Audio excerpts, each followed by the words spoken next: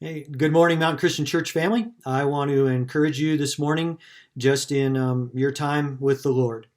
I had a mentor who said one time, having a quiet time is easy, but meeting with God, that takes some real investment.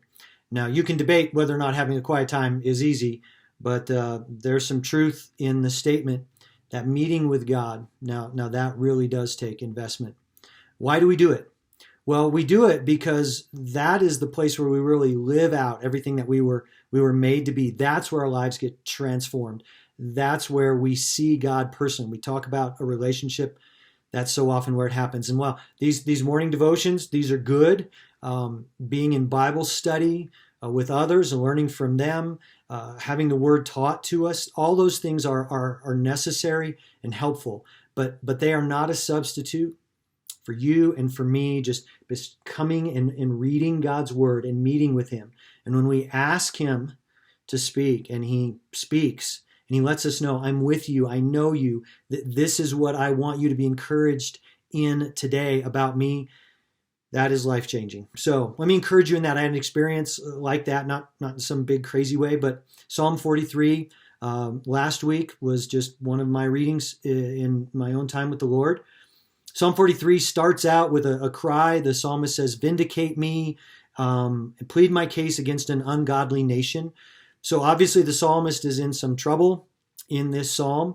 He feels like it's him against the world. Don't assume that just because it says it this way, when you read this psalm, that means that you're just and you're good and it's all the world against you. I feel like that sometimes. I'm sure you feel like that. Anyway, let me go on. Out of this struggle, he cries out in verse 3, and he says, send out your light and your truth and let them lead me.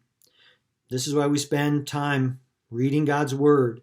We ask God, what better prayer could you imagine before we open our Bibles to say, Lord, send out your light, send out your truth, and let them lead me. What really ministered to me, though, was the next words. Look at where the psalmist is asking God to lead him, how he is expecting God to lead him, how I think, in fact, the Lord did lead him and how he met him. Send out your light and your truth. Let them lead me. Let them bring me to your holy hill, to your dwelling place. And then I will go to the altar of God, to God my exceeding joy. And upon the lyre I shall praise you, O God, my God. You could read that quickly and just say, cool, he's going to get all close to God, and that's really special. And that is really special. But I want you to notice there's a sweet progression in here, and that tiny little detail just ministered to me. First, he says, your light and your truth, let them lead me. First, he says, to your holy hill. For the ancient Israelite, that would be the Temple Mount, where they come and come with the community of people to worship God. And then it says, and to your dwelling place. So that would be the temple, the place where God said, I will meet with you, holy God from all eternity. Human beings broken, living on this earth, are going to meet in this place.